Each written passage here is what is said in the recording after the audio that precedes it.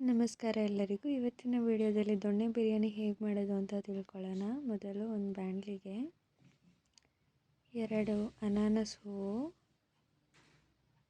ಆಮೇಲೆ ಸ್ವಲ್ಪ ಸೋಂಪು, ಚಿಕ್ಕ ಮರಾಠಿ ಮೊಗ್ಗು ಒಂದು 6, ಒಂದು 5 ಏಲಕ್ಕಿ, ಲವಂಗ ಒಂದು 6,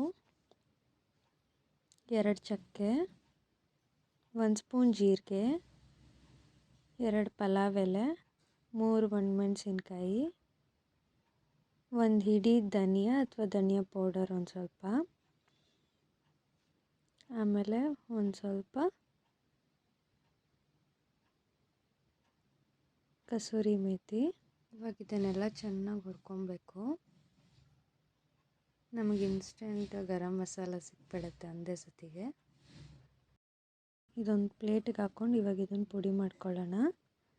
ಇವಾಗ 1 ಹಿಡಿಯಷ್ಟು ಹಸಿಮೆಣಸಿನ್ಕಾಯಿ, 1 ಹಿಡಿಯಷ್ಟು ಕೊತ್ತಂಬರಿ, ಪುದೀನ ಮತ್ತು ಸ್ವಲ್ಪ ಶುಂಠಿ ಮತ್ತು 1-2 ಗಾರ್ಲಿಕ್ಕು, ಅದನ್ನು ಪೇಸ್ಟ್ ಮಾಡಿ ಇಟ್ಕೊಬೇಕು. ಮೊದಲಿಗೆ ಒಂದು ಕುಕ್ಕರ್ಗೆ ಒಂದು 200 ml ಅಥವಾ 150 ml ಅಷ್ಟು ಎಣ್ಣೆ, 2 ಈರುಳ್ಳಿ,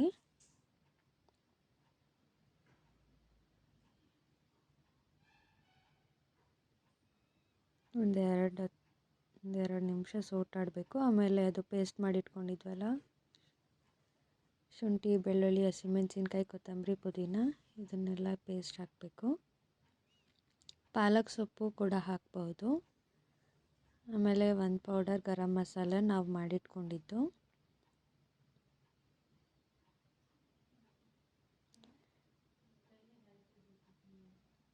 ಮತ್ತು ಒಂದು ಸ್ವಲ್ಪ 1-2 ಟೇಬಲ್ ಸ್ಪೂನಷ್ಟು ಅರಿಶಿನದ ಪುಡಿ ಹಾಕ್ಕೊಬೇಕು. ಈಗ ಒಂದು ಸ್ವಲ್ಪ ರುಚಿಗೆ ತಕ್ಕಷ್ಟು ಉಪ್ಪು ಹಾಕ್ಕೊಬೇಕು. ಕಲ್ಲುಪ್ಪು ಹಾಕ್ಕೊಳ್ಳಿ.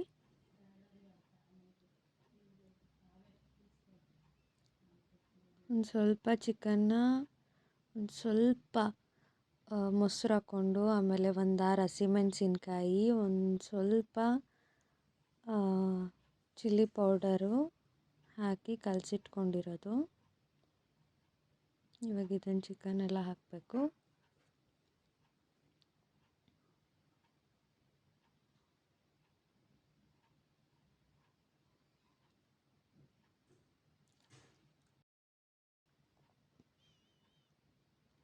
ಇದೆಲ್ಲ ಹಾಕಿ ಮತ್ತೆ ಬಾಡಿಸ್ಕೊಬೇಕು. ಬಿರಿಯಾನಿ ಅಂತೂ ಸಖತ್ತಾಗಿ ಬಂದಿತ್ತು, ತುಂಬ ಟೇಸ್ಟಿಯಾಗಿತ್ತು. ಒಂದು ಸತಿ ಟ್ರೈ ಮಾಡಿ ಕಮೆಂಟ್ ಮಾಡಿ. ಮತ್ತು ಇವಾಗ 3 ಲೋಟ ಅಕ್ಕಿನ ನೆನೆಸಿಟ್ಕೊಂಡಿರೋದು ಹಾಕ್ತಾಯಿದ್ದೀನಿ. ಇದು ಹಾಕಿಬಿಟ್ಟು 6 ಲೋಟ ನೀರು ಹಾಕಿ ಮುಚ್ಚಿಡಬೇಕು.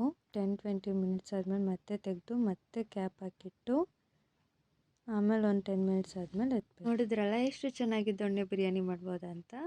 ನೋಡಿ, ಕಮೆಂಟ್ ಮಾಡಿ, ಸಬ್ಸ್ಕ್ರೈಬ್ ಮಾಡಿ. ಧನ್ಯವಾದಗಳು.